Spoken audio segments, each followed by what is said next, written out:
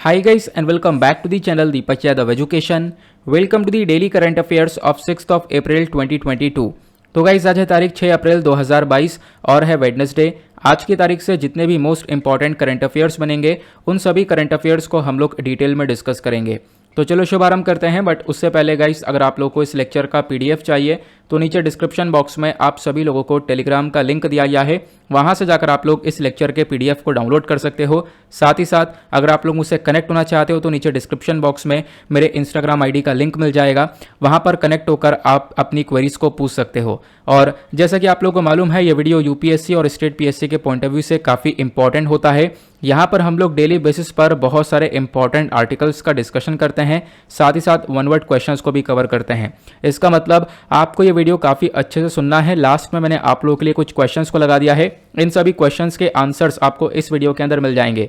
तो लास्ट में इसको सॉल्व करना, जिससे कि आपके अंदर एक कॉन्फिडेंस बिल्टअप होगा कि हाँ मैं इन क्वेश्चंस को काफ़ी अच्छे से सॉल्व कर पाया हूँ। देन हम लोग क्या करेंगे, अपने कल वाले क्वेश्चंस की आंसर की इसको देखेंगे, क्योंकि इनका डिस्कशन हम लोग डेली बेसिस पर करते हैं। तो कल की आंसर की मैं आप लोग को बता रहा हूं ताकि आप लोग चेक कर सको कि आपने कितने क्वेश्चन सही अटेम्प्ट किए हैं और कितने गलत किए हैं। पहला क्वेश्चन कल आपसे पूछा गया था, ministry of information and broadcasting ने रिसेंटली नोटिफाई किया है और इन्होंने बोला कि भारत की लगभग 4 फिल्म बॉडीज़ हैं जिनको मर्ज किया जाएगा और मर्ज करके एक सबसे बड़ी बॉडी के अंडर में लेकर आने वाले हैं। तो वो बड़ी वाली बॉडी का नाम क्या है, तो उसका नाम है एनएफडीसी, मतलब नेशनल फिल्म डेवलपमेंट कॉरपोरेशन। अगला क्वेश्चन आपसे पूछा गया था, नेशनल मैरीटाइम डे इंडिया के अंदर हर साल कौन सी तारीख को ऑब्जर्व किया जाता है, तो वो है 5 अप्रैल।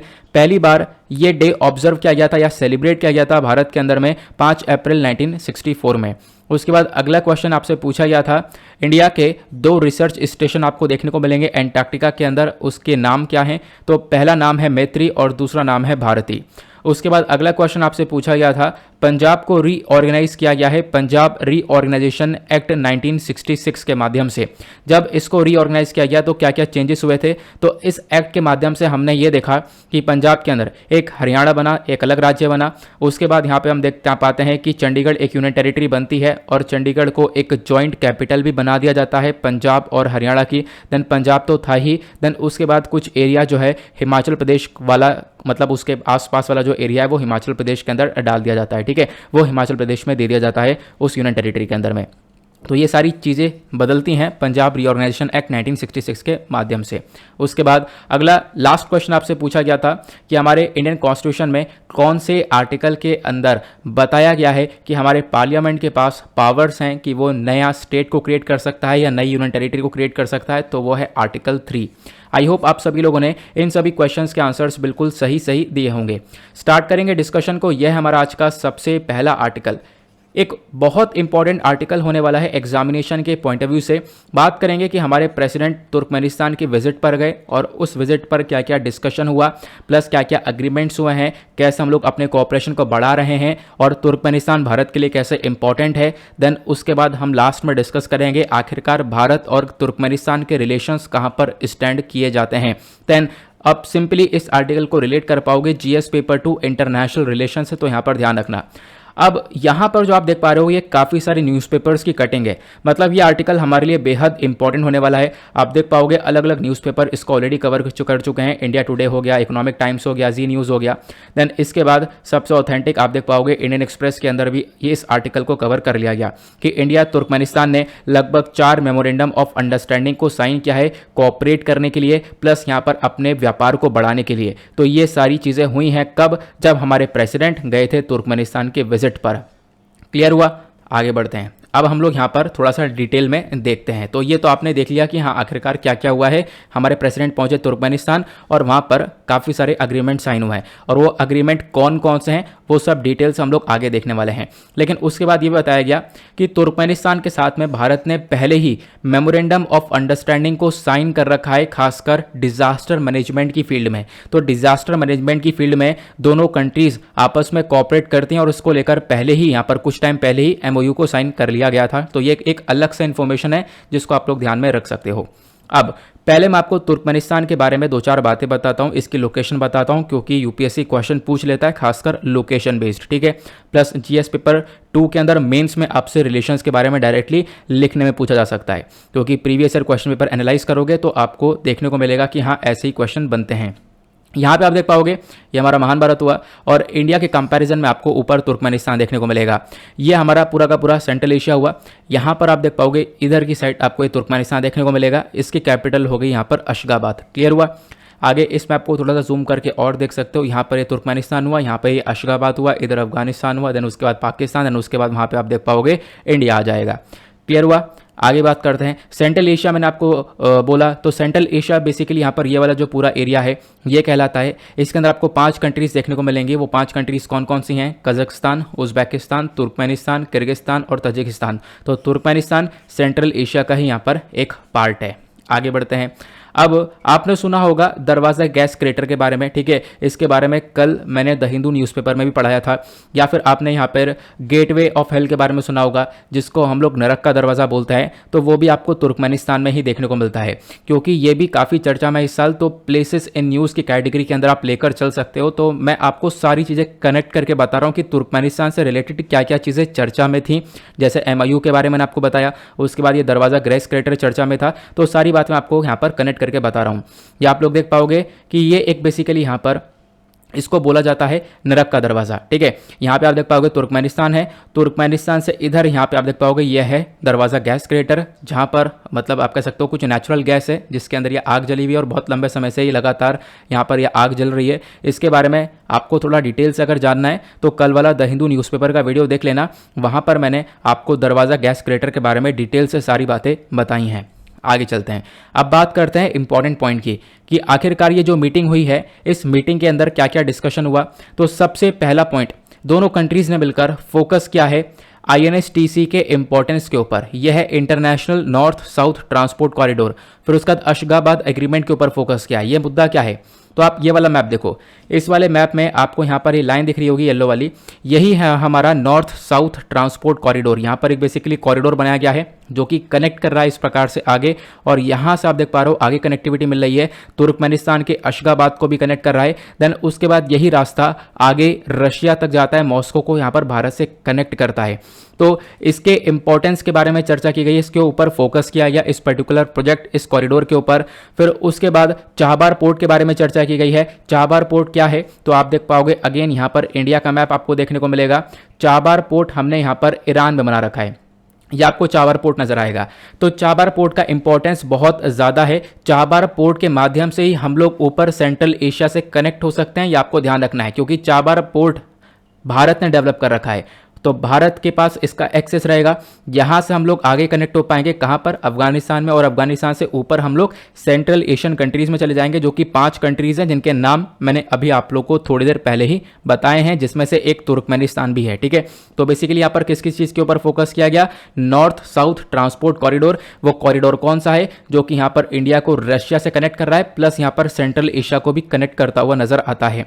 उसके बाद चाबहार पोर्ट, जो कि हम लोगों ने अभी देख लिया मैप में। देन उसके बाद तीसरा पॉइंट डिस्कशन के अंदर उठाया गया था तापी पाइपलाइन, कि तापी पाइपलाइन को लेकर यहां पर दोनों कंट्रीज मिलकर इसको जो भी मतलब इसके अंदर इश्यूज वगैरह उनको एड्रेस किया जाएगा, ये यहां पर बताया गया है। और इसको लेकर एक एक्सपर्ट लेवल की मीटिंग बैठाई जाएगी। तापी पाइपलाइन क्या है? देखो, तापी नाम से आप लोगों को समझ में आ गया होगा अगर आप लोगों ने पहले इसके बारे में पढ़ रखा होगा। तापी मतलब देखो, तुर्कमेनिस्तान के अंदर बहुत सारी नेचुरल गैस पाई जाती है। यहाँ से एक पाइपलाइन निकाली गई है। जैसे यहाँ पर तुर्कमेनिस्तान से, T से तुर्कमेनिस्तान हुआ, A से अफगानिस्तान हुआ, P से पाकिस्तान हुआ, देन उसके बाद यहाँ पर I से इंडिया हुआ। तो इसको हम लोग तापी बोलते हैं, ठीक है। ये बेसिकली एक पाइपलाइन है, तापी पाइपलाइन। तो इसके इंपॉर्टेंस के ऊपर भी चर्चा की गई है। तो 3 पॉइंट आई होप आप लोग समझ गए होंगे। यहाँ पर NSTC के बारे में समझ गए होंगे। देन उसके बाद चाबहार पोर्ट क्या है, देन उसके बाद तापी पाइपलाइन क्या है, तो इनके बारे में डिस्कशन किया गया। देन उसके बाद और क्या क्या चर्चा करी गई है। देन अगला पॉइंट बोलता है कि भारत ने एक्सप्रेस किया कि हम लोग बिल्कुल तैयार हैं तुर्कमेनिस्तान के साथ अपनी पार्टनरशिप को और ज़्यादा बढ़ाने के लिए, खासकर डिजिटलाइजेशन की तरफ हम साथ में आगे बढ़ेंगे और स्पेस सेक्टर में हम दोनों साथ मिलकर कॉपरेट करेंगे। ठीक है, अंतरिक्ष वाला जो सेक्टर हमारा, जो स्पेस सेक्टर है, ये एक दूसरा एरिया होने वाला है जहां पर दोनों कंट्रीज आपस में कॉपरेट करेंगी। उसके साथ साथ यहां पे बोला गया और भी बहुत सारे कल्चरल इवेंट्स को यहां पर इंपॉर्टेंस दी गई है दोनों कंट्रीज के थ्रू, क्योंकि दोनों कंट्रीज यहां पर बहुत पुरानी पुरानी ओल्ड सिविलाइजेशन को शेयर करती हैं। कल्चरल लिंकेजेस आपस में दोनों कंट्रीज के देखने को मिल जाते हैं।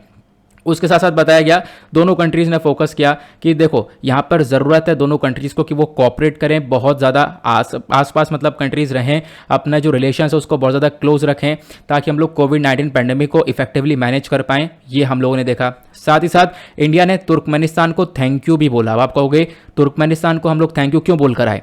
हमने इसलिए बोला क्योंकि तुर्कमेनिस्तान ने यूएनएससी वाले मुद्दे पर भारत को सपोर्ट किया है। अब ये यूएनएससी वाला मुद्दा क्या है, मैं आप लोगों को थोड़ा सा बता देता हूं, क्योंकि इसके बारे में आपको पता जरूर होना चाहिए। एक इंपॉर्टेंट मुद्दा है, आपको पता होगा यूनाइटेड नेशन सिक्योरिटी काउंसिल के बारे में। यूएनएससी के अंदर आपको पता है टोटल 15 मेंबर्स हैं, जिसमें से 10 नॉन परमानेंट मेंबर्स हैं और 5 परमानेंट मेंबर्स हैं। अब ये जो 10 नॉन परमानेंट मेंबर्स हैं, इसमें से आज के टाइम पर भारत भी एक मेंबर है। तो मांग भारत ने बार बार यही करी है कि हम लोगों को भी एक परमानेंट मेंबर की सीट इसमें मिलनी चाहिए, क्योंकि परमानेंट मेंबर्स के पास अल्टीमेट पावर्स हैं, इनके पास वीटो पावर वगैरह भी देखने को मिल जाती है। ठीक है, ये आपको ध्यान रखना है। तो भारत ने मांग करी कि भारत भी यहाँ पर इन 5 मेंबर्स के अंदर आए, और इस चीज़ को देखते हुए काफ़ी सारी कंट्री सपोर्ट करती हैं इसको और काफ़ी सारी कंट्री सपोर्ट नहीं करती हैं। तो इंडिया को यहाँ पर इस वाले मुद्दे पर तुर्कमेनिस्तान सपोर्ट करता है कि बिल्कुल भारत को एक परमानेंट मेंबरशिप मिलनी चाहिए यूनाइटेड नेशन सिक्योरिटी काउंसिल के अंदर में। तो इसी वजह से भारत ने तुर्कमेनिस्तान को थैंक यू बोला। आई होप आपको ये सिनेरियो भी बहुत अच्छे से क्लियर हो चुका है। आगे बढ़ते हैं। अब हम लोग डायरेक्टली बात करेंगे इंडिया और तुर्कमेनिस्तान के रिलेशंस आपस में कहां पर स्टैंड करते हैं और कैसे आज के टाइम पर चल रहे हैं। आगे जो बातें करेंगे बहुत इंपॉर्टेंट है, कुछ स्टैटिक चीज़ें हैं जिनको आप लोग अपने पास लिख कर रख सकते हो और डायरेक्टली मेंस एग्जामिनेशन में यूज़ कर सकते हो। ठीक है, कोई सी भी आप इंटरनेशनल रिलेशंस की किताब उठाओगे तो वहाँ पर आपको यही सारी इन्फॉर्मेशन देखने को मिलेंगी। तो इंडिया तुर्कमेनिस्तान चर्चा में है तो इसके बारे में पढ़ना भी ज़रूरी है। सबसे पहला पॉइंट, दोनों कंट्रीज़ के रिलेशंस की जब हम बात करते हैं तो तुर्कमेनिस्तान की लोकेशन। तो तुर्कमेनिस्तान की लोकेशन मैंने आपको बताई दी है। तुर्कमेनिस्तान बॉर्डर्स को शेयर करता है कजाकिस्तान से, ठीक है, उसके बाद उज्बेकिस्तान से, देन ईरान से, देन उसके बाद यहाँ पर अफगानिस्तान से, जैसा हम लोगों ने ऑलरेडी इस लोकेशन के अंदर देख लिया। मैं आपको दिखा देता हूँ फिर से, ताकि कोई भी यहाँ पर कन्फ्यूजन सा क्रिएट होता बना नजर आए। ये हो गया तुर्कमेनिस्तान। एक सेकेंड, इस मैप को भी हम थोड़ा सा क्लियर कर लेते हैं। तो यहाँ पर हुआ तुर्कमेनिस्तान, ऊपर उज्बेकिस्तान, इधर तजिकिस्तान, इधर अफगानिस्तान, देन इधर यहाँ पर आप देख पाओगे ईरान। तो ये इसके आसपास के देश हो गए। तो कहोगे कि इतना जोर क्यों डाल रहे हो लोकेशन के ऊपर, इतना ज़्यादा बाउंड्रीज के ऊपर क्यों फोकस कर रहे हैं? क्या क्वेश्चन पूछा जाता है बाउंड्रीज पर? बिल्कुल क्वेश्चन पूछा जाता है। कैसे? मतलब ये आप देख पाओगे 2019 में यूपीएससी ने क्वेश्चन पूछा था। यहाँ पर इन्होंने यहाँ पर आप देख पाओगे अलग अलग पेयर्स दिए हैं। इन्होंने यहाँ पर सी को लेकर पूछा कि समुद्र वाला एरिया है, उसके आसपास कौन कौन सी कंट्रीज है। जैसे कि यहाँ पर इन्होंने बोला consider the following pairs sea bordering country. ठीक है, सी के बॉर्डर पर कोई कंट्री है और इसमें से यहाँ पर आप कह सकते हो जो पेयर्स हैं, काफ़ी सारे पेयर करेक्ट हैं और काफ़ी सारे पेयर इनकरेक्ट है। तो आपको करेक्ट वाले बताने हैं। नीचे आपको ऑप्शन दिया गया है। पहला ऑप्शन है एड्रियाटिक सी और अल्बेनिया। मतलब मान लो ये एड्रियाटिक आपको सी देखने को मिलेगा, ये समुद्र देखने को मिलेगा, तो क्या अल्बेनिया इसके सी के साथ बॉर्डर को शेयर करता है? ऐसे ही ब्लैक सी क्रोएशिया, कैस्पियन सी कजाकिस्तान, और चौथा मेडिटेरियन सी मोरक्को, और फिर उसका पांचवा रेड सी और सीरिया। तो आप देख पाओगे मैपिंग को देखते हुए कैसे क्वेश्चन आते हैं, और एक कहीं ना कहीं सी सारे के सारे चर्चा में होंगे। ठीक है, और चर्चा में आते रहते हैं, तो इसी वजह से यहाँ पर क्वेश्चन बन जाता है। अभी जैसे तुर्कमेनिस्तान के बारे में पढ़ा, तो तुर्कमेनिस्तान के ऊपर आप लोग को यहाँ पर ये देख पाओगे बराबर में कैस्पियन सी देखने को मिल जाएगा। तो आप लोग यहाँ पर इसको पढ़ सकते हो कि यहाँ देखो कैस्पियन सी के बॉर्डर के पास में आपको तुर्कमेनिस्तान देखने को मिलेगा। तो ऐसे यहाँ पर हम लोग प्रीवियस ईयर क्वेश्चन पेपर को एनालाइज करके अपनी प्रिपरेशन को और ज़्यादा ईजी बना सकते हैं। बट इस क्वेश्चन का आंसर क्या हो सकता है? तो इसका करेक्ट आंसर आपको बी देखने को मिलेगा। बी मतलब 1, 3 और 4 करेक्ट है। ठीक है, पहला यहाँ पर एड्रियाटिक और अल्बेनिया करेक्ट है, और उसका तीसरा कैस्पियन कजाकिस्तान करेक्ट है, और उसके बाद यहाँ पर आप देख पाओगे हमारा हो गया 4 वाला। ठीक है, मेडिटेरियन और मोरक्को करेक्ट है। कैसे? तो आपको मैप में दिखा देता हूँ एक बार। ये आपको एड्रियाटिक सी देखने को मिलेगा। एड्रियाटिक सी के आसपास इधर इटली हुआ, देन स्लोवेनिया, क्रोएशिया, बोस्निया, और इधर मोंटेनेग्रो, और इधर अल्बेनिया। तो अल्बेनिया इधर आ गया, एड्रियाटिक सी के एक साथ बॉर्डर को शेयर कर रहा है, तो ये करेक्ट हो गया। दूसरा यहाँ पे हमने देखा था किसके बारे में, कैस्पियन सी के बारे में। तो कैस्पियन सी के साथ बॉर्डर शेयर करता है तुर्कमेनिस्तान भी, अभी मैंने आपको दिखाया था, और उसके बाद कजाकिस्तान भी यहाँ पर एक बॉर्डर को शेयर करता है। तो ये वाला भी ऑप्शन करेक्ट हो गया। तीसरा यहाँ पर आप देख पाओगे यह है मेडिटेरेनियन सी, और मेडिटेरेनियन सी के साथ में मोरक्को क्या बॉर्डर शेयर करता है, बिल्कुल शेयर करता है। यहाँ पर आप देख पाओगे अफ्रीकन कंट्री हो गया, ये रहा मोरक्को, और ये बॉर्डर शेयर करता है यहाँ पर मेडिटेरेनियन सी से। क्लियर हुआ? तो ये इसी वजह से यहाँ पर इसका करेक्ट आंसर हो गया। तो मैप बेस्ड क्वेश्चन पूछे जाते हैं, इसी वजह से मैप के ऊपर इतना जोर दिया गया ना। वापस आते हैं टॉपिक के ऊपर। तो हमने लोकेशन देख ली, चलो तुर्कमेनिस्तान की। दूसरा पॉइंट क्या बोला गया, जो इंडिया है, इंडिया यहाँ पर कनेक्ट करता है। इंडिया का जो कनेक्ट सेंट्रल एशिया पॉलिसी है 2012 की, ये बहुत इंपॉर्टेंट है। इसी पॉलिसी के माध्यम से हमने अपने रिलेशंस को इन सेंट्रल एशियन कंट्रीज के साथ में काफ़ी ग्रो किए हैं। उसके बाद भारत ने अशगाबाद अग्रीमेंट को भी ज्वाइन किया, ठीक है, जहां पर हम लोग बात करते हैं कि एक इंटरनेशनल ट्रांसपोर्ट और ट्रांजिट कॉरिडोर को यहां पर बनाया जाएगा, इसको सेटअप किया जाएगा, इसको लेकर भारत चर्चा करता है। उसके बाद भारत ने तापी पाइपलाइन को एक इंपॉर्टेंट पाइपलाइन की तरह कंसिडर किया है कि तापी पाइपलाइन एक इंपॉर्टेंट पाइपलाइन है जो कि तुर्कमेनिस्तान के साथ भारत के रिलेशंस को और मजबूत करेगी। क्या है तापी पाइपलाइन, अभी हमने देख लिया था। तो यहाँ पर ये जो पॉइंट्स है रिपीटेड पॉइंट्स है, कुछ खास बात यहाँ पर नहीं है। ये वाला जो पॉइंट है ये बहुत इंपॉर्टेंट पॉइंट है, इसको आप लोग ध्यान में रख सकते हो। 2015 के अंदर क्या हुआ था, हिंदी चेयर को एस्टेब्लिश कर दिया गया आज़ादी institute of world language Ashgabat के अंदर में। मतलब यह है तुर्कमेनिस्तान के अंदर जो यूनिवर्सिटी स्टूडेंट्स हैं उनको यहाँ पर हिंदी भी पढ़ाई गई है। तो यहाँ पर आप देख पाओगे इसकी वजह से रिलेशंस कहीं ना कहीं और ज़्यादा मजबूत हो जाते हैं। उसके बाद एक पॉइंट यही है कि तुर्कमेनिस्तान हम लोग को सपोर्ट करता है यूएनएससी वाले मुद्दे पर, यानी यूनाइटेड नेशन सिक्योरिटी काउंसिल वाले मुद्दे पर। और यूएनएससी का मुद्दा क्या है, अभी थोड़ी देर पहले मैंने आपको ये भी बता दिया। उसके बाद तुर्कमेनिस्तान की बात करें तो यहाँ पर ये $40 बिलियन प्लस इकॉनमी वाली कंट्री देखने को मिलेगी। इसका जो ट्रेड है यानी व्यापार है भारत के साथ, वो ज़्यादा अच्छा नहीं है। व्यापार हमारा प्रॉपर देखने को मिलता नहीं है। तो हमें काम इसी के ऊपर करना है कि व्यापार को हम लोग एक अल्टीमेट लेवल पर लेकर जाएं। और हाल ही में थर्ड मीटिंग हुई थी इंडिया और सेंट्रल एशिया डायलॉग की। सेंट्रल एशिया मतलब वो 5 कंट्रीज के बीच में और भारत के बीच में बातचीत हुई थी न्यू दिल्ली के अंदर में, जहां पर आप कह सकते हो हमने पूरी तरह से फोकस किया है सेंट्रल एशियन कंट्रीज के साथ में रिलेशंस को और ज़्यादा डेवलप करने के लिए, ठीक है, ये आपको ध्यान रखना है। तुर्कमेनिस्तान के बारे में बात करें तो तुर्कमेनिस्तान एक ऐसा देश है जहां पर आपको बहुत सारी नेचुरल गैसेस मिलेंगी, प्लस यहां से गैसेस लीक भी होती हैं। जो मैंने आपको दरवाजा क्रेटर के बारे में बताया ना, वहां पर भी कुछ ऐसा सिनेरियो हो कि वहां पर गैस वगैरह लीक हो रही है, ठीक है, जिसकी वजह से वहाँ पर आग लगी पड़ी और लगभग तब से आग जल रही है। तो रिसेंटली चर्चा में था दरवाज़ा क्रेटर, क्यों? क्योंकि उस दरवाज़ा क्रेटर को बंद करने के बारे में चर्चा की जा रही थी। आई होप आपको क्लियर हुआ। उसके बाद बताया गया तुर्कमेनिस्तान यहाँ पर एक बीच में लोकेटेड कंट्री आपको देखने को मिलेगी, जो कि डेफिनेटली भारत को काफ़ी फायदा दे सकती है और भारत को रिटर्न में बहुत कुछ मिल सकता है अगर हम लोग इस कंट्री के साथ में रिलेशंस को अपने काफ़ी बेहतरीन करके चलते हैं। तो क्लियर हुआ। आई होप आप लोग को एक एक बात बहुत ही ज़्यादा अच्छे से क्लियर हो चुकी है। और अभी तक आपने वीडियो को लाइक नहीं किया तो फटाफट लाइक कर देना, ठीक है, मतलब आप सपोर्ट कर सकते हो। कुछ ऐसा मतलब लगेगा नहीं यहाँ पर एक्स्ट्रा चीज़ें, तो कोई चार्ज वगैरह नहीं लग रहा है। तो आप लोग वीडियो को लाइक करके आप अपना सपोर्ट कर सकते हो। 2000 लाइक्स का हमने टारगेट रख रखा है। आई होप आप लोग यहाँ पर इस वीडियो पर ये टारगेट अचीव करवाने वाले हो। चलो नेक्स्ट आर्टिकल पर आते हैं। एक छोटा सा आर्टिकल जो कि हमेशा हम लोग ऐड करते हैं वो है इंपॉर्टेंट डे को लेकर। तो 7 अप्रैल को यहाँ पर एक इंपॉर्टेंट डे सेलिब्रेट किया जाता है, वो कौन सा है? तो 7 अप्रैल को हम लोग यहाँ पर ऑब्जर्व करते हैं वर्ल्ड हेल्थ ऑर्गेनाइजेशन की एनिवर्सरी को भी, क्योंकि WHO को बनाया गया था 1948 में 7 अप्रैल को ही। और यहाँ पर आप देख पाओगे हम लोग इस दिन पे वर्ल्ड हेल्थ डे को भी यहाँ पर ऑब्जर्व करते हैं, ठीक है। जो वर्ल्ड हेल्थ डे है इसको भी यहाँ पर सेलिब्रेट करते हैं। और वर्ल्ड हेल्थ ऑर्गेनाइजेशन ने यहाँ पर बोला है कि लगभग 13 मिलियन से ज़्यादा डेथ हो रही हैं हर साल दुनिया भर के अंदर में, क्योंकि हम लोग कुछ एनवायरमेंटल कॉजेज़ को अवॉइड कर देते हैं उसकी वजह से। तो बेसिकली हेल्थ को इंपॉर्टेंस देने के लिए, हेल्थ के बारे में जागरूकता फैलाने के लिए 7 अप्रैल को हम लोग वर्ल्ड हेल्थ डे को सेलिब्रेट करते हैं। क्लियर हुआ? आई होप आप लोग यहाँ पर इसको समझ गए होंगे। आगे चलते हैं। इसका 2022 का जो थीम है वो थीम क्या है? Our planet our health. तो आपको ध्यान रखना है थीम क्या है? Our planet our health. आगे बढ़ते हैं। नेक्स्ट आर्टिकल बहुत बहुत बहुत इंपॉर्टेंट होने वाला है। अब इस आर्टिकल को लेकर काफ़ी सारी कंट्रोवर्सी भी हो रही है, आपने देखा होगा थंबनेल भी इसी के बेसिस पर लगाया गया है।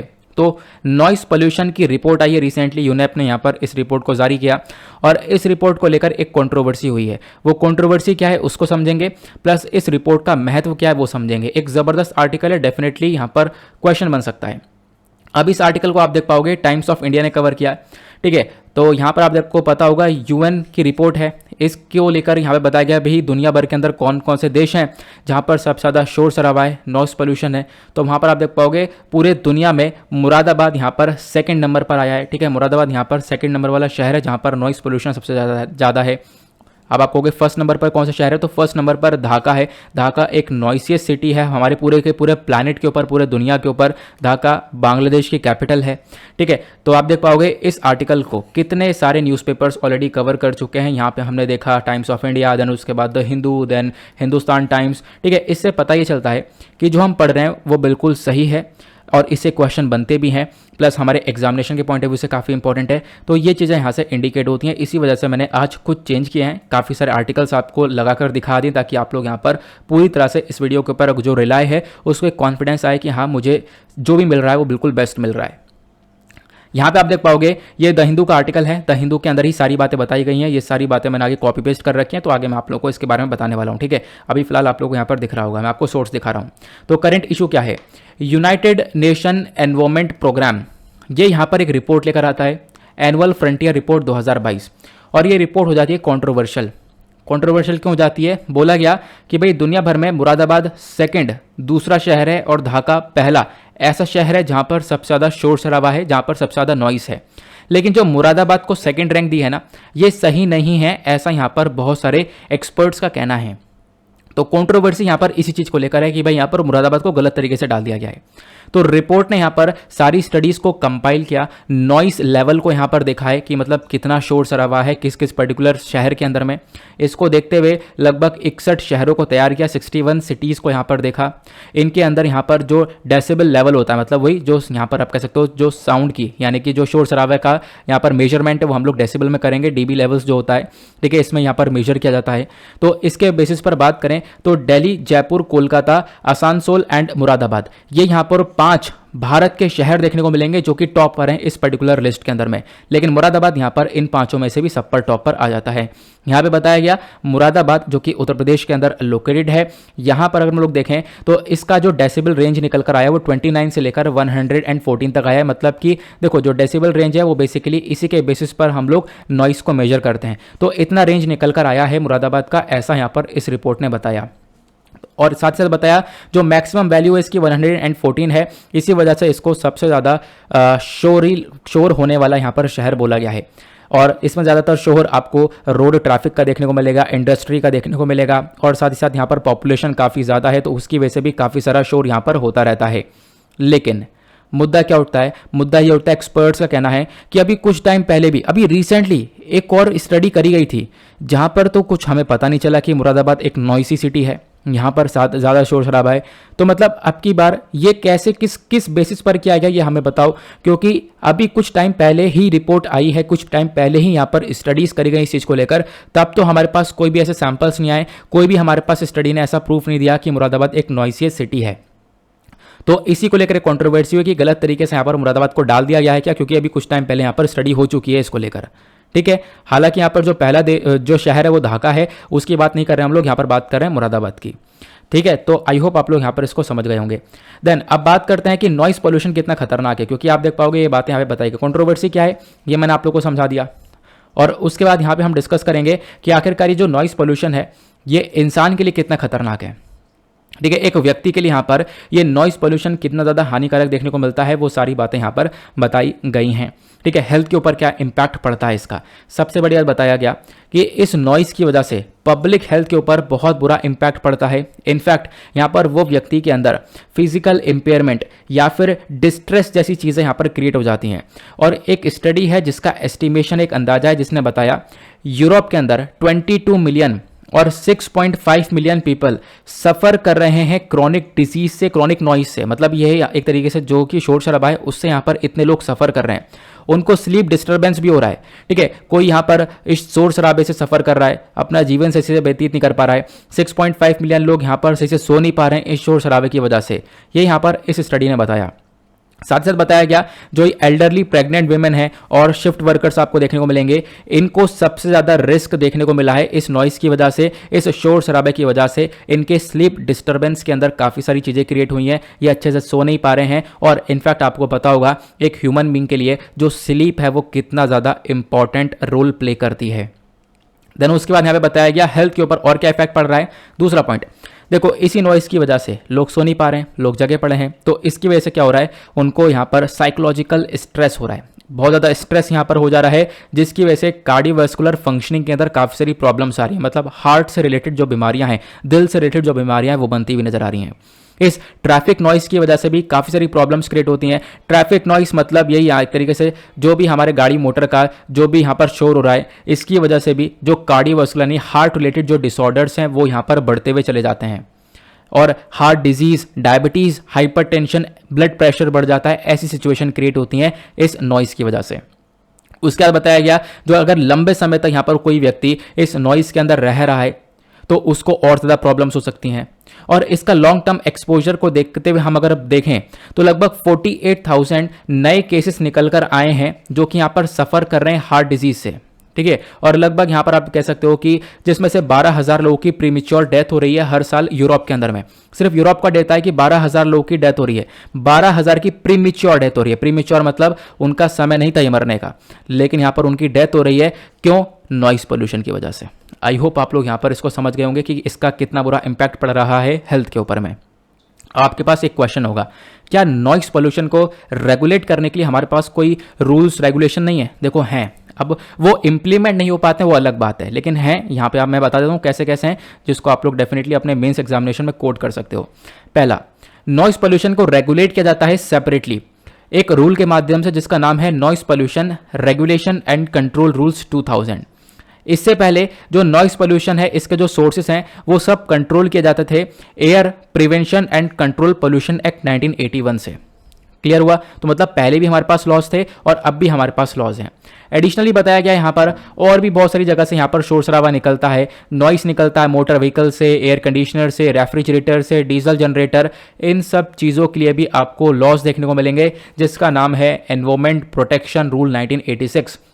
देन उसके बाद और क्या बताया गया, यहाँ पर जो शोर शराबा निकलता है इंडस्ट्री से निकलने वाला जो शोर है इसको भी रेगुलेट किया जाता है स्टेट पोल्यूशन कंट्रोल बोर्ड्स के थ्रू, पोल्यूशन कंट्रोल कमिटीज के थ्रू, ठीक है। एग्जैक्टली अगर हम लोग बात करें तो यहाँ पर अगेन वर्क करता है air prevention and control of pollution act 1981। तो यहाँ पर आप देख पाओगे हर तरीके से हर शोर को रोकने के लिए हमारे पास एक्ट रूल्स आपको देखने को मिलेंगे, लेकिन वो इंप्लीमेंट नहीं हो पाते हैं, वो बात अलग देखने को मिल जाती है। क्लियर हुआ? तो लॉज हैं हमारे पास नॉइस पोल्यूशन को लेकर, ये आपको पता होना चाहिए। आगे चलते हैं अगले आर्टिकल पर। नेक्स्ट आर्टिकल भी बहुत बहुत इंपॉर्टेंट होने वाला है। हमने स्टार्टिंग में इंडिया तुर्कमेनिस्तान के रिलेशंस के बारे में कवर किया। अब हम लोग बात करेंगे इंडिया ऑस्ट्रेलिया के ECTA ट्रेड एग्रीमेंट के बारे में, मतलब कि इकोनॉमिक कोऑपरेशन ट्रेड एग्रीमेंट। तो आप देख पाओगे अभी रिसेंटली सैटरडे को 2 अप्रैल 2022 तारीख को इंडिया ऑस्ट्रेलिया के बीच में economic cooperation trade agreement sign कर लिया गया है। जैसा आप लोग यहाँ पर देख पा रहे होंगे ये एग्रीमेंट साइन किया जा रहा है। तो इससे फायदा क्या होगा, इसको लेकर बहुत सारे आर्टिकल्स पब्लिश हुए हैं, तो इसी को मैं आपको यहाँ पर बताने वाला हूँ। आप लोग चाहो तो अपने पास नोट डाउन करके रखना। इंडिया ऑस्ट्रेलिया के व्यापार के रिलेशंस को भी मैं आपको बताऊंगा। यहाँ पे आप देख पाओगे ये PIB का आर्टिकल है, यहीं से मैंने ज़्यादातर डेटा उठाया है। PIB एक one of the most important source है हमारे करंट अफेयर का, सरकार डायरेक्टली यहाँ पर डेटा को पब्लिश करती है। उसके बाद इस आर्टिकल को द हिंदू के अंदर, लाइव मिंट के अंदर, इंडियन एक्सप्रेस के अंदर, ये तीनों ही न्यूज़पेपर हमारे एग्जामिनेशन के पॉइंट ऑफ व्यू से काफ़ी इंपॉर्टेंट होते हैं। PIB तो एक इंपॉर्टेंट सोर्स है ही, तो अगेन कह सकते हो आर्टिकल ऑथेंटिक है, बहुत ज़्यादा ज़बरदस्त है हमारे एग्जामिनेशन के पर्सपेक्टिव से, ठीक है। इनफैक्ट यहाँ पे ये तक बोला गया कि इंडिया ऑस्ट्रेलिया के बीच में जो ये फ्री ट्रेड एग्रीमेंट साइन किया गया है, इससे आने वाले टाइम पर दोनों कंट्रीज का व्यापार 5 साल में डबल हो जाएगा, प्लस लगभग 10 लाख के आसपास नई नई नौकरियां निकल कर आई हैं, ये निकल कर आएंगी, ऐसा यहाँ पर बताया जा रहा है। वो आगे की बात है, डिटेल से हम लोग आगे देखेंगे। तो करंट इशू क्या है ये आप लोगों ने समझ लिया कि भाई यहाँ पर एक ECTA हो चुका है। आपने FTA के बारे में सुना होगा, सेपा के बारे में सुना होगा, सेगा के बारे में सुना होगा, सबके बारे में सुना होगा, बट ये है ECTA, ठीक है। ECTA मतलब economic cooperation and trade agreement.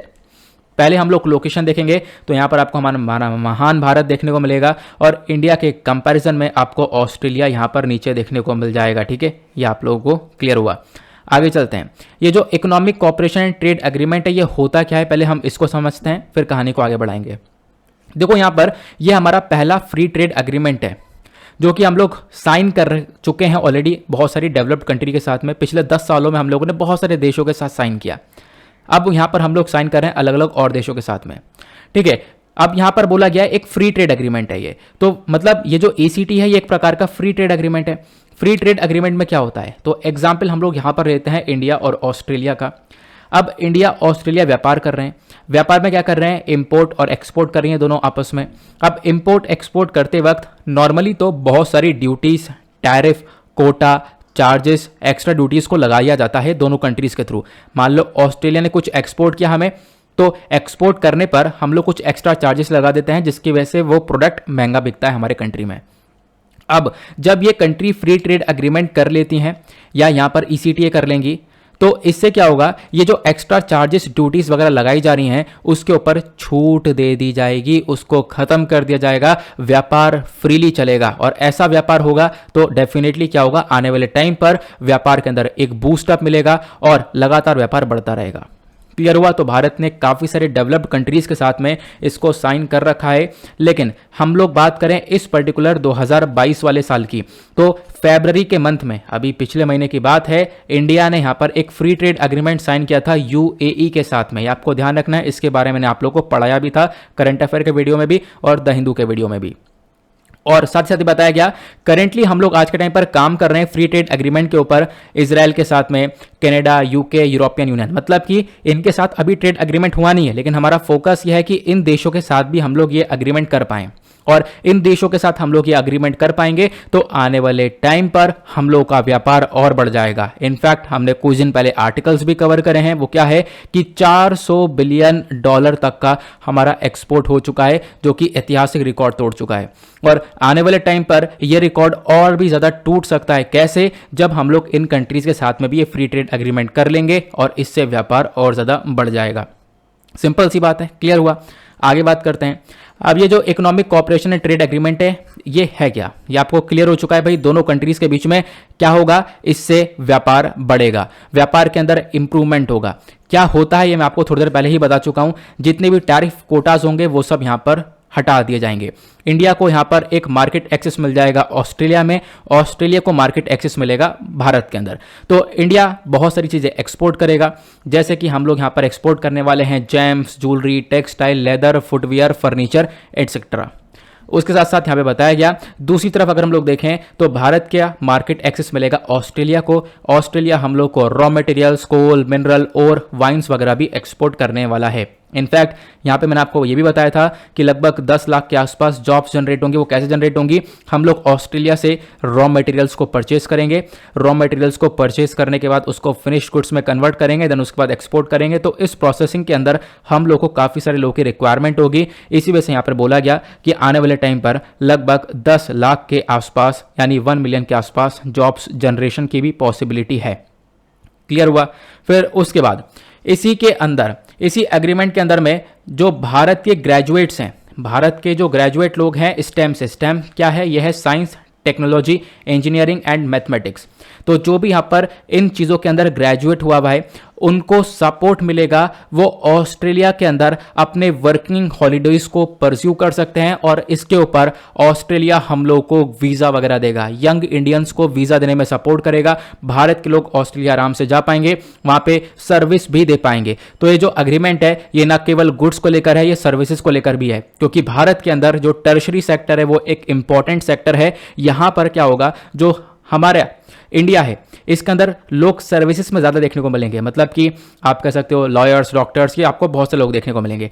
तो क्या है कि हम लोग अगर सर्विसेज के ऊपर फोकस करेंगे तो जो हमारे लोग हैं वो दूसरे कंट्री में जा पाएंगे, काम करेंगे और वहाँ से रेमिटेंसेस को भेजेंगे हमारे कंट्री में, जिससे हमारी कंट्री की इनकम ग्रो होती हुई नजर आएगी। क्लियर हुआ?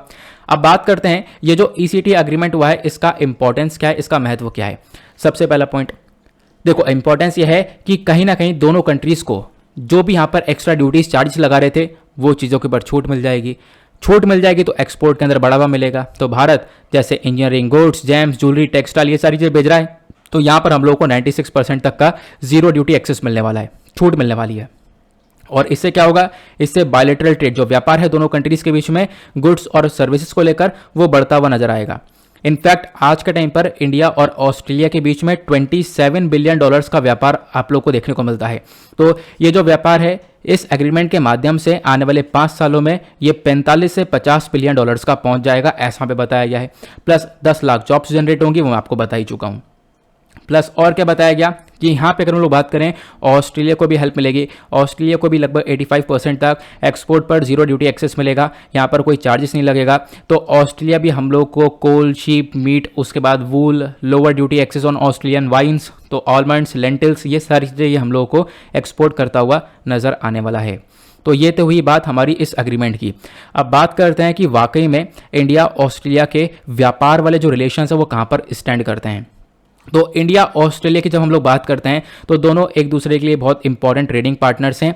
ऑस्ट्रेलिया 17वां लार्जेस्ट ट्रेडिंग पार्टनर है भारत का, और इंडिया ऑस्ट्रेलिया का 9वां लार्जेस्ट ट्रेडिंग पार्टनर है। इंडिया ऑस्ट्रेलिया का जो ये बायलैटरल ट्रेड है, ठीक है, दोनों ही यहाँ पर आप देख पाओगे, चाहे वो गुड्स के लिए हो चाहे वो सर्विसेज के लिए हो, वो 2021 के अंदर $27.5 बिलियन का पहुंच गया था। इसी को हम लोग बढ़ाने की फोकस कर रहे हैं। इसी के लिए हमने ECTA ट्रेड एग्रीमेंट को कर रखा है, जहां पर हम लोग लगभग इस पूरे आप कह सकते हो अमाउंट को दुगना कर देंगे, व्यापार को दुगना कर देंगे। तो इंडिया के अंदर से जो गुड्स का एक्सपोर्ट हो रहा है ऑस्ट्रेलिया में, वो 2019 और 21 के बीच में 135% से ग्रो होता हुआ नजर आया है। तो भारत का जो एक्सपोर्ट है 2021 के अंदर वो $6.9 बिलियन का पहुंचा है, और इंडिया का जो यहां पर मर्चेंडाइज यानी गुड्स का इंपोर्ट है, ये तो मैंने ऊपर बताया एक्सपोर्ट के मामले में। अब बात करें इंपोर्ट के मामले में, तो ऑस्ट्रेलिया से जो हमने इंपोर्ट किया है वो लगभग $15.1 बिलियन का इंपोर्ट किया है साल 2021 के अंदर में। आप लोग को ध्यान रखना है, इसके अंदर हमने रॉ मटेरियल्स, मिनरल्स और इंटरमीडिएट गुड्स को भी इंपोर्ट किया है। क्लियर हुआ? आगे चलते हैं। प्लस उसके बाद आपको पता होगा भारत और ऑस्ट्रेलिया, इन दोनों के बारे में हम बात कर रहे हैं, और दोनों ही यहाँ पर क्वाड का हिस्सा हैं। क्वाड क्या है? यह है क्वाड्रिलेटरल सिक्योरिटी डायलॉग। यहाँ पर 4 कंट्रीज का ग्रुप है, जहाँ पर US, जापान, इंडिया और ऑस्ट्रेलिया, ये चारों यहाँ पर काम करते हैं। तो यहाँ पे दोनों कंट्रीज एक बहुत बड़ा रोल प्ले करती हैं। आगे बढ़ते हैं। अब यहाँ पर एक क्वेश्चन सॉल्व करते हैं। UPSC 2018 में एक क्वेश्चन पूछा गया ऐसी फ्री ट्रेड एग्रीमेंट को लेकर। यहाँ पे बोला गया कंसीडर द फॉलोइंग कंट्रीज। नीचे आपको अलग अलग देशों के नाम दिए गए, Australia, Canada, China, India, Japan और USA। पूछा गया which of above the among the free trade partners of ASEAN. इसमें से कौन से हैं आपको यहाँ पर कंट्रीज देखने को मिलेंगी जो कि यहाँ पर फ्री ट्रेड पार्टनर्स हैं आसियान की। तो आसियान यहाँ पर association of south east Asian nation, आपको एक ग्रुप देखने को मिलेगा। इसके जो फ्री ट्रेड पार्टनर्स हैं वो लगभग यहाँ पर इसने जो एग्रीमेंट कर रखा है वो 6 पार्टनर्स के साथ में कर रखा है, जिसमें से एक है चाइना, उसके बाद है यहाँ पर Korea, then Japan, then India, then Australia, then New Zealand. तो इसको देखते हुए इसका करेक्ट आंसर हमारा सी हो जाएगा 1345। 1345 मतलब ऑस्ट्रेलिया, चाइना, उसके बाद इंडिया, देन उसके बाद जापान, ये करेक्ट आंसर हो जाएगा, क्योंकि यहाँ पर कनाडा और USA के साथ में कोई वैसा FTA एग्रीमेंट नहीं है, इन कंट्रीज के साथ में है। तो ये यहाँ पर एक करेक्ट आंसर आपको सी वाला देखने को मिल जाएगा। ठीक है, तो मतलब फ्री ट्रेड एग्रीमेंट पार्टनर्स जो आसियान के हैं वो कौन कौन सी कंट्रीज हैं यहाँ पे पूछा गया था। ये पहले चर्चा में होगा, इसी वजह से यहाँ पर एक क्वेश्चन पूछा गया। आगे बढ़ते हैं अगले आर्टिकल पर। अगला आर्टिकल बहुत भी ज़बरदस्त होने वाला है, ये भी काफ़ी इंपॉर्टेंट है। GS पेपर 2 पॉलिटी से आप इसको रिलेट कर सकते हो। एक इशू, एक कंट्रोवर्सी बहुत ज़्यादा चर्चा में है, जिसके बारे में आपने सुना होगा, वनयार कोटा कंट्रोवर्सी। अब ये वनयार कोटा इशू क्या है या वनयार कम्युनिटी को लेकर क्या इशू निकल कर आ रहा है वो मैं आप लोग को बताता हूँ। यहाँ पे आप देख पाओगे इस इशू यह है कि सुप्रीम कोर्ट ने अभी 10.5% का जो रिजर्वेशन दिया गया था तमिलनाडु के अंदर वन्याकुला क्षत्रिय कम्युनिटी को लेकर, इसको स्ट्रक डाउन कर दिया है। सुप्रीम कोर्ट ने बोला भाई ये नहीं होगा, सुप्रीम कोर्ट ने इसको कैंसिल कर दिया। मतलब यहाँ पे हम चर्चा करने वाले हैं तमिलनाडु की। तमिलनाडु के अंदर ही आपको यहाँ पर एक कम्युनिटी देखने को मिलेगी, वन्याकुला क्षत्रिय कम्युनिटी। इन्हीं कम्युनिटी को 10.5% का कोटा यानी रिजर्वेशन आरक्षण दे दिया गया था। अब यहाँ पर सुप्रीम कोर्ट इसको कैंसिल करता है। सुप्रीम कोर्ट बोलता है ये बिल्कुल भी सही नहीं, अगर आपने ऐसा किया है तो ये फंडामेंटल राइट्स का वायलेशन है, यानी कि उनका हनन है। कैसे होगा ये सब आगे हम लोग डिस्कस करेंगे। इस पर्टिकुलर आर्टिकल को भी आप देख पाओगे, बहुत सारे न्यूज़पेपर ऑलरेडी कवर कर चुके हैं, हिंदुस्तान टाइम्स हो, द हिंदू हो या फिर इंडियन एक्सप्रेस हो। Supreme Court strikes down 10.5% reservation within the MBCs of Vanniyars in Tamil Nadu. यहाँ पे आप लोग देख पा रहे होंगे। अब देखो, द हिंदू ने इसको बहुत डिटेल से समझाया है, बहुत डिटेल में यहाँ पर बताया है। एक एक पॉइंट यहाँ पे हम समझेंगे, इसको मैंने आगे कॉपी पेस्ट कर दिया है, तो आगे मैं आप लोगों को डिटेल से बताने वाला हूँ। प्लस उसके बाद यहाँ पे हम लोग 9th शेड्यूल के बारे में भी जानेंगे, क्योंकि एक इंपॉर्टेंट चर्चा हो रही है 9th शेड्यूल के बारे में। पहले लोकेशन देख लेते हैं। तो ये हमारा महान भारत है, उसके बाद तमिलनाडु आपको नीचे देखने को मिलेगा। आप यहाँ पर इस पर्टिकुलर मैप को जूम करके देख सकते हो, तो कुछ इस प्रकार से आपको ये तमिलनाडु नज़र आता है। ठीक है, चलो आगे बढ़ते हैं। अब बात करते हैं हुआ क्या है, बेसिक से समझते हैं। देखो तमिलनाडु ने क्या किया, तमिलनाडु ने अपने यहाँ पर क्या किया, जो वनियार क्षत्रिय कम्युनिटी है, ठीक है, इन कम्युनिटी को इन्होंने रिजर्वेशन दे दिया। और रिजर्वेशन कितना दिया, 10.5% का, जिससे सुप्रीम कोर्ट काफ़ी नाराज़ हुआ। अब यहाँ पे क्यों नाराज़ हुआ उसको देखते हैं। सुप्रीम कोर्ट ने यहाँ पर बोला कि भाई जो आपने 10.5% का इंटरनल रिजर्वेशन दिया है वनेकुला क्षत्रिय कम्युनिटी को, ये फंडामेंटल राइट्स को वॉयलेट करता है। फंडामेंटल राइट्स जो कि आपको 12 से 35 तक देखने को मिलेंगे पार्ट 3 के अंदर में, और उसके अंदर एक इक्वालिटी है, नॉन डिस्क्रिमिनेशन है, इक्वल अपॉर्चुनिटी है। तो ये सारे फंडामेंटल राइट्स हमारे, तो कहीं ना कहीं इनको वॉयलेट करता हुआ नजर आता है। ये यहाँ पर इन्फॉर्मेशन आती है कि मतलब आपने इतना सारा रिजर्वेशन एक ही पर्टिकुलर कम्युनिटी को दे दिया है, तो इससे इक्वालिटी का हनन हो रहा है, प्लस यहाँ पे भेदभाव भी हो रहा है, प्लस इक्वल अपॉर्चुनिटी यहाँ पर किसी में देखी नहीं जा रही है। तो ये सारे वॉयलेशन हो रहा है, क्योंकि यहाँ पे जब आप लोग बात करोगे तो बहुत सारे यहाँ पर आपको बैकवर्ड कम्युनिटीज देखने को मिलेंगी। तमिलनाडु के अंदर लगभग आपको मतलब मोस्ट बैकवर्ड कम्युनिटीज जो एमबीसीज होती हैं, उसके साथ डीएनसी मतलब डी नोटिफाइड कम्युनिटीज, ये सब देखने को मिलती है तमिलनाडु में। यहाँ पे बताया गया बहुत सारी कम्युनिटीज हैं, अगर इनमें से हम लोग देखें तो 10, देखो इन सारी कम्युनिटीज के लिए जो भी यहाँ पर बैकवर्ड कम्युनिटीज हैं, इन सभी के लिए 20% का कोटा तमिलनाडु के अंदर लेकर आया गया। मतलब सभी कम्युनिटीज के लिए 20% का कोटा दिया गया था। लेकिन हुआ क्या, तमिलनाडु ने क्या किया, इनकी लेजिस्लेटिव असेंबली ने क्या किया, इन्होंने यहां पर यह किया कि इसमें से, इस 20% में से 10.5%, जिसके बारे में हम चर्चा कर रहे हैं, इस 20% में से 10.5% जो कोटा है, ये रिजर्वेशन है, ये सिर्फ और सिर्फ यहां पर वनेकुला क्षत्रिय कम्युनिटी को दे दिया। अब आप कहोगे इसमें गलती क्या हुई, तो देखो 10.5% सिर्फ एक ही पर्टिकुलर कम्युनिटी को दिया है। बाकी पता है कितनी कम्युनिटीज बची हैं, 115 अलग अलग कम्युनिटीज बची हैं। तो 20% टोटल ये रिजर्वेशन रखा गया था, जिसमें से 10.5% डायरेक्टली इस पर्टिकुलर कम्युनिटी को दे दिया गया। बाकी 115 कम्युनिटी के लिए 9.5% का सिर्फ और सिर्फ रिजर्वेशन बचता है। इसी से सुप्रीम कोर्ट नाराज होता है और इसी वजह से सुप्रीम कोर्ट कर देता है इसको कैंसिल कि भाई ये क्या किया है, एक तरफ आगे मतलब एक तरफ ही झुकाव दिखा दिया, और इसमें यहां पर आपको डिस्क्रिमिनेशन वगैरह भी देखने को मिलता है, भेदभाव हो रहा है, प्लस इक्वालिटी नहीं है। ऐसा यहां पर सुप्रीम कोर्ट की तरफ से स्टेटमेंट निकल कर आया कि भाई सारी कम्युनिटीज के लिए 20% रिजर्वेशन है, जिसमें से आप 10.5% एक पर्टिकुलर कम्युनिटी को दे रहे हो, बाकी 115 कम्युनिटी बची है उनके लिए आपने सिर्फ 9.5% ही रखा है। तो यहां पर ऐसा नहीं होना चाहिए, ऐसा यहां पर सुप्रीम कोर्ट का ये स्टेटमेंट है। क्लियर हुआ? तो ये तो मैंने यहां पर आपको न्यूज़ बता दी कि आखिरकार न्यूज़ क्या चल रही है। उसके बाद ये जो वनेकुला क्षत्रिय रिजर्वेशन है, ये रिजर्वेशन क्या है, मैं आप लोगों को इसका थोड़ा बैकग्राउंड बताता हूं। ये जो रिजर्वेशन है तमिलनाडु के अंदर, ये लगभग मतलब अगर ओवरऑल हम लोग तमिलनाडु के अंदर रिजर्वेशन देखें तो 69% का आपको देखने को मिलेगा। 1994 के एक्ट के माध्यम से 69% का आपको रिजर्वेशन देखने को मिलेगा। इसको एक प्रोटेक्शन मिली हुई है नवे शेड्यूल के अंदर, ठीक है, हमारे संविधान का जो नवा शेड्यूल है उसके अंदर एक प्रोटेक्शन मिली हुई है, जिसमें से बताया गया जो ये 69% है, इस 69% में से जो बैकवर्ड क्लासेस हैं, क्रिश्चियन और मुस्लिम्स, ठीक है, इनको यहाँ पर 30% का कोटा मिला हुआ है। एमबीसीज को, एमबीसीज मतलब यही जैसे मैंने आपको बताया मोस्ट बैकवर्ड कम्युनिटीज, इनको यहाँ पर 20% का कोटा मिला हुआ है। बाकी शेड्यूल कास्ट के लिए 18% है और शेड्यूल ट्राइब्स के लिए 1% है। अभी हम लोग एमबीसीज के बारे में बात कर रहे थे, तो 20% वाले के बारे में बात कर रहे थे। इसको भी अलग अलग तरीके से बांट रखा है, और वो कैसे बांट रखा था, क्या कंट्रोवर्सी हुई है, अभी मैंने थोड़ी देर पहले ही यहाँ पर इसको इस तरीके से यहाँ पे समझाया है। क्लियर हुआ? आगे बढ़ते हैं। अब हम लोग थोड़ा सा वनेकुला क्षत्रिय के बारे में जान लेते हैं। वनेकुला क्षत्रिय की जब हम बात करते हैं तो इसमें आपको अलग अलग कम्युनिटीज़ आती हुई नजर आती है, जैसे कि वनियार हो गया, वनिया, और इसका यहाँ पर वानिया, गाउंदर हो गया, गाउंदर और कंदेर, पदयाचली, पली, अग्निकुला क्षत्रिय, ये सारे कम्युनिटीज़ आपको यहाँ पर इसी के अंदर देखने को मिलती है, ठीक है, जहाँ पर ये मुद्दा उठा था। और अच्छा, एक क्वेश्चन और आएगा आपके दिमाग में कि आखिरकार ये 10%, 10.5% जो कोटा दिया गया था, ये किस बेसिस पर दिया गया था, क्या सोचा था? तो यहां पर इसके पीछे का रीजन यह है, सेकंड तमिलनाडु बैकवर्ड कमीशन 1983 के अंदर आया। इन्होंने यहां पर बोला कि भाई जो ये वनेकुला क्षत्रिय कम्युनिटी है, जो ये वाले लोग हैं, ये लगभग पूरे स्टेट के अंदर, पूरे राज्य के अंदर इनकी जो प्रजाति है, वो सॉरी इनकी जो जनसंख्या है वो लगभग 13.01% की है। तो मतलब इनकी जनसंख्या बहुत ज़्यादा है, इसी वजह से इनको ज़्यादा रिजर्वेशन मिलना चाहिए। ये यहाँ पर इनका कहना था।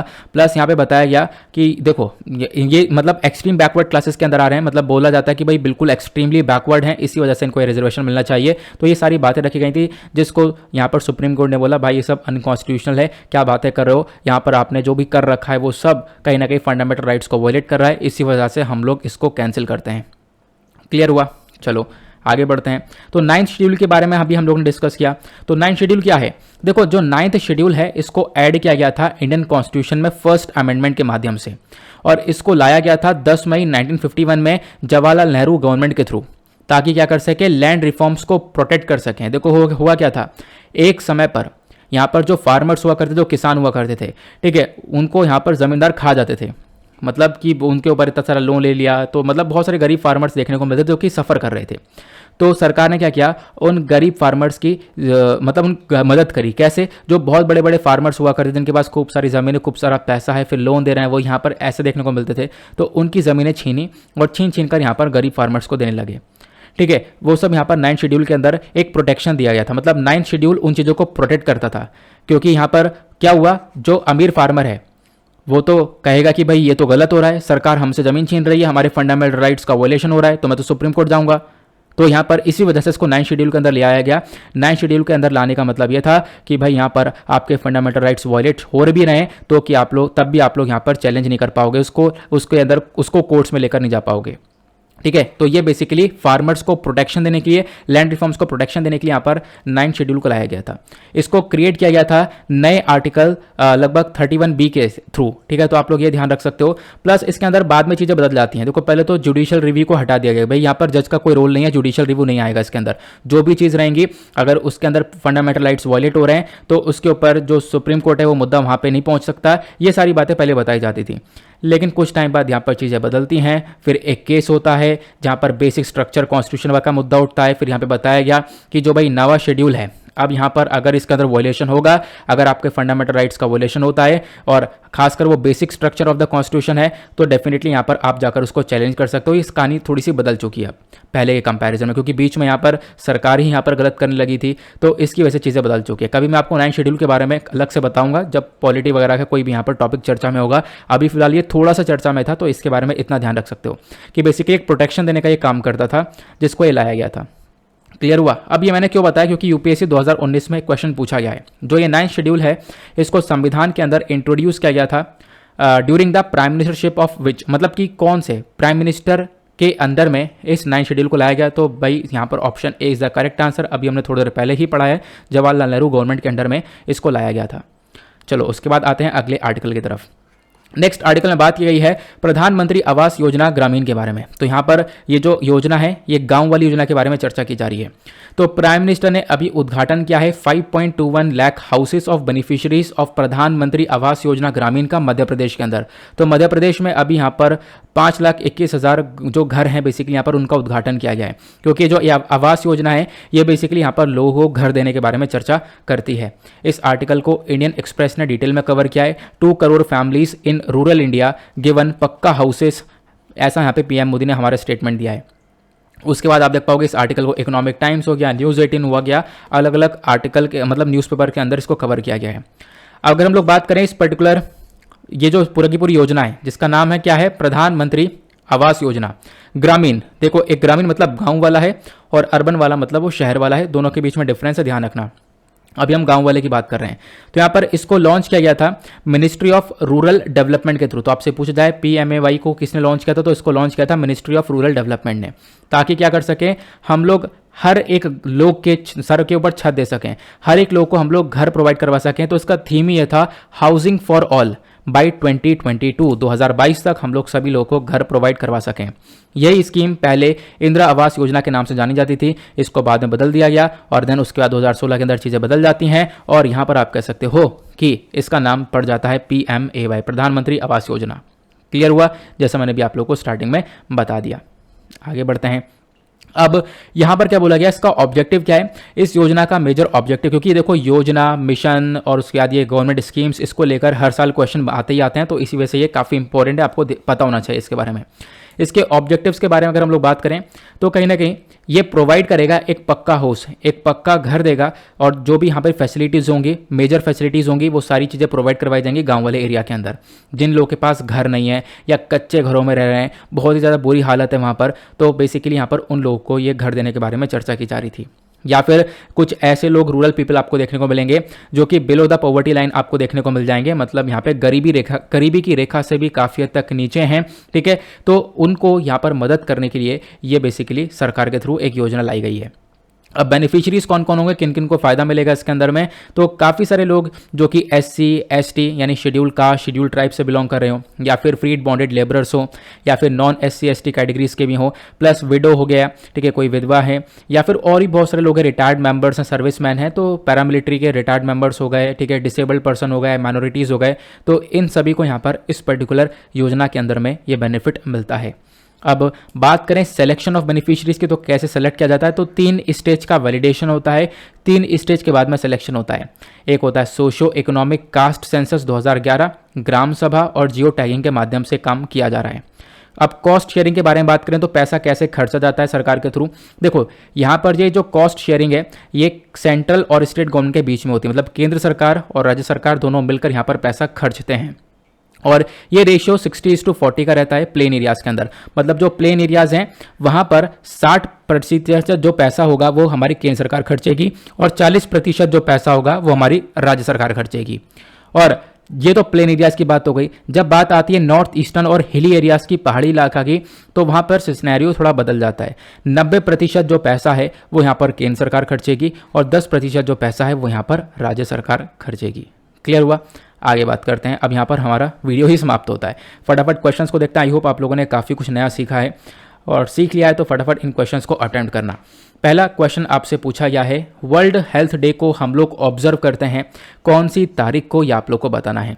अगला क्वेश्चन, फरवरी में इंडिया ने एक फ्री ट्रेड एग्रीमेंट साइन किया है, किस कंट्री के साथ में, उस कंट्री का नाम बताना है। और अभी भारत यहाँ पर डिसाइड कर रहा है कि हम लोग इजराइल, कनाडा, UK और यूरोपियन यूनियन के साथ में भी ये ट्रेड एग्रीमेंट साइन करें। उसका अगला क्वेश्चन, सुप्रीम कोर्ट ने अभी 10.5% का जो रिजर्वेशन दिया गया था, वनियार कोटा दिया गया था, उसको स्ट्रक डाउन कर दिया है। ये सारी बातें कौन से राज्य की हो रही है, उस राज्य का नाम आपको बताना है। अगला क्वेश्चन, जो नवा शेड्यूल है इसको ऐड किया गया था हमारे संविधान में, कौन से अमेंडमेंट एक्ट के माध्यम से, तो वो अमेंडमेंट एक्ट का नंबर बताना है। अगला क्वेश्चन, यही 9th शेड्यूल को इंट्रोड्यूस किया गया था 10 मई 1951 में, तो ये कौन सी सरकार के थ्रू, मतलब कौन से हमारे फ्रीडम फाइटर थे, ठीक है, जिन्होंने इसको इंट्रोड्यूस किया था, उनका नाम आपको बताना है। अगला क्वेश्चन, प्रधानमंत्री आवास योजना को लॉन्च किया गया था, यहाँ पर आपको बताना है कौन सी मिनिस्ट्री के थ्रू, ठीक है, तो कौन सी मिनिस्ट्री ने इसको लॉन्च किया था, जिसका टारगेट है 2022 तक हाउसिंग फॉर ऑल का, सभी लोगों को हम लोग यहाँ पर घर प्रोवाइड करवा सकें। इन सभी क्वेश्चंस के आंसर्स आप लोग को यहाँ पर देखने को मिल जाएंगे। चाहो तो आप लोग यहाँ पर इसको अटेम्प्ट कर सकते हो, और मतलब अटेम्प्ट तो करना ही है, वैसे देख सकते हो, बट यहाँ पर खुद अटेम्प्ट करोगे तो ज़्यादा बेहतर रहने वाला है। अब फटाफट, जैसा आप लोग की डिमांड रहती है कि हमें लास्ट में एक रिवीजन करवा दिया करो, तो एक ओवरव्यू मैं आप लोग को देने वाला हूँ। तो आप लोगों ने देखा होगा कितना हमारा बेहतरीन सा डिस्कशन रहा है, और ऐसा ही डिस्कशन आपका डेली बेसिस पर रहने वाला है। सारे ऑथेंटिक आर्टिकल्स हम लोग कवर करते रहेंगे। तो यहाँ पर सबसे पहला आर्टिकल हमने कवर किया कि बिल्कुल प्रेसिडेंट की विजिट हुई तुर्कमेनिस्तान के अंदर में। यहाँ पे वेरियस आर्टिकल्स न्यूज़पेपर्स के अंदर कवर करे गए हैं। तो इंडिया के प्रेसिडेंट तुर्कमेनिस्तान में यहाँ पर गए, और पहली बार ये विजिट हुई है, जहाँ पर हमने काफ़ी सारी चीज़ों को लेकर डिस्कशन किया, व्यापार को लेकर, एनर्जी को लेकर, कोऑपरेशन के बारे में चर्चा करी है। तुर्कमेनिस्तान की हमने फिर लोकेशन देखी है, तुर्कमेनिस्तान की capital Ashgabat central Asian countries के अंदर आता है, और दरवाज़ा क्रेटर के बारे में मैंने आप लोगों को बताया। फिर उसके बाद यहाँ पर हमने इसकी लोकेशन देखी है। फिर इस मीटिंग के अंदर क्या क्या डिस्कशन हुआ है हमने वो देखा। नॉर्थ साउथ ट्रांसपोर्ट कॉरिडोर क्या है, और चाबार पोर्ट का क्या रोल है, इसको और ज़्यादा मजबूत करने के बारे में चर्चा की जा रही है। तापी पाइपलाइन का इंपॉर्टेंस को लेकर डिस्कशन किया गया। प्लस और क्या डिस्कशन हुआ, यहाँ पर डिस्कशन हुआ कि किस प्रकार से तुर्कमेनिस्तान और इंडिया दोनों अपने रिलेशंस को मजबूत कर सकते हैं। तुर्कमेनिस्तान को हमने थैंक यू बोला, क्योंकि तुर्कमेनिस्तान ने यूनाइटेड नेशन सिक्योरिटी काउंसिल वाले मुद्दे पर भारत को सपोर्ट किया। उसके बाद कंट्रीज़ के रिलेशंस के बारे में अगर हम लोग बात करें तो हमने इनके रिलेशंस काफ़ी डिटेल से देखे हैं, कुछ स्टैटिक पोर्शंस जो कि आप लोग को पता होना चाहिए। फिर UPSC का एक क्वेश्चन हमने सॉल्व किया जो कि 2019 में पूछा गया था। उसके बाद यहाँ पर मैंने आपसे बोला था लाइक करने को वीडियो, आई होप आपने कर दिया होगा। अगले आर्टिकल में हमने डिस्कस किया था इंपॉर्टेंट डेज को लेकर, तो 7 अप्रैल को हम लोग मनाते हैं वर्ल्ड हेल्थ डे, तो आपको ध्यान रखना है। अगले आर्टिकल में हमने नॉइस पोल्यूशन रिपोर्ट कंट्रोवर्सी को कवर किया। ठीक है, अभी ये रिपोर्ट आई है जिस रिपोर्ट के अंदर बताया गया दुनिया में जो ढाका है एक ऐसा शहर है जहां पर सबसे ज़्यादा नॉइस को लेकर, मतलब सबसे ज़्यादा आपको शोर शराबा वाला एरिया देखने को मिलेगा। उसके बाद मुरादाबाद सेकंड नंबर का शहर निकल कर आया जहां पर आपको सबसे ज़्यादा शोर शराबा देखने को मिलेगा। उसके बाद आप देख पाओगे द हिंदू के अंदर इस आर्टिकल को डिटेल से कवर किया गया था। इसकी रिपोर्ट का नाम क्या है वो हमने डिस्कस किया, कंट्रोवर्सी क्या है वो हम लोगों ने कवर कर ली है, प्लस नॉइस की वजह से हेल्थ के ऊपर कितने कितने बुरे इंपैक्ट पड़ते हैं वो हम लोगों ने डिस्कस किया, प्लस नॉइस पोल्यूशन को लेकर हमारे पास क्या क्या कानून है वो हम लोगों ने देखे हैं। इंडिया ऑस्ट्रेलिया के बीच में ये ECTA यानी इकोनॉमिक कॉपरेशन ट्रेड एग्रीमेंट क्या है वो हम लोगों ने डिस्कस किया। काफ़ी डिटेल से आप देख पाओगे अलग अलग न्यूज़पेपर के अंदर इस आर्टिकल को कवर किया गया है। तो ECTA एग्रीमेंट क्या होता है हम लोगों ने वो जाना, फ्री ट्रेड एग्रीमेंट क्या होता है वो हम लोगों ने जाना, फिर इस एग्रीमेंट से फ़ायदा क्या होगा वो हमने जाना, हम लोग एक्सपोर्ट इंपोर्ट क्या क्या करते हैं और कैसे बढ़ावा मिलेगा वो हम लोगों ने डिस्कस किया, कैसे व्यापार को बढ़ावा होगा वो हमने कवर किया। देन हमने देखा 2018 के अंदर एक और क्वेश्चन पूछा गया था फ्री ट्रेड एग्रीमेंट को लेकर, वो कवर किया। वनयार कोटा कंट्रोवर्सी को कवर किया गया। हमने देखा कि भाई यहाँ पर ये इशू कितना ज़्यादा उठ रहा है, प्लस आप देख पाओगे अलग अलग न्यूज़पेपर के अंदर कवर किया गया है। सुप्रीम कोर्ट ने अभी यहाँ पर 10.5% का जो कोटा दिया गया था तमिलनाडु के अंदर वनयार कोटा, इसको स्ट्राइक डाउन कर दिया, इसको यहाँ पर कैंसिल कर दिया। तो द हिंदू के अंदर इस आर्टिकल को भी डिटेल से कवर किया गया था। ये मुद्दा मैंने आपके साथ डिस्कस किया। वनयार क्षत्रिय ये रिजर्वेशन क्या है मैंने आपको समझाया। वनयार क्षत्रिय के अंदर कौन कौन सी कम्युनिटी है वो हम लोगों ने कवर किया। 9th शेड्यूल क्या है हमारे इंडियन कॉन्स्टिट्यूशन का वो हम लोगों ने कवर किया। प्लस यहाँ पर 9th शेड्यूल को लेकर एक क्वेश्चन पूछा गया था UPSC के थ्रू, हमने कवर किया। प्रधानमंत्री आवास योजना ग्रामीण के बारे में चर्चा करी हम लोगों ने। ठीक है, अभी यहाँ पर प्राइम मिनिस्टर ने लगभग 5,21,000 घरों का उद्घाटन किया है मध्य प्रदेश के अंदर, जिसको लेकर ये आर्टिकल्स सारे पब्लिश हुए हैं। प्लस प्रधानमंत्री आवास योजना के बारे में हमने एक एक स्टैटिक इन्फॉर्मेशन को कवर कर ली है। उसके बाद क्वेश्चंस देखे, इनके आंसर्स आगे प्रोवाइड करवा दिए गए हैं। इसी के साथ करते हैं हम लोग अपने लेक्चर को समाप्त और मिलते हैं आप लोगों से नेक्स्ट वीडियो के अंदर। आज के लिए bye bye, have a nice day, thank you and जय हिंद।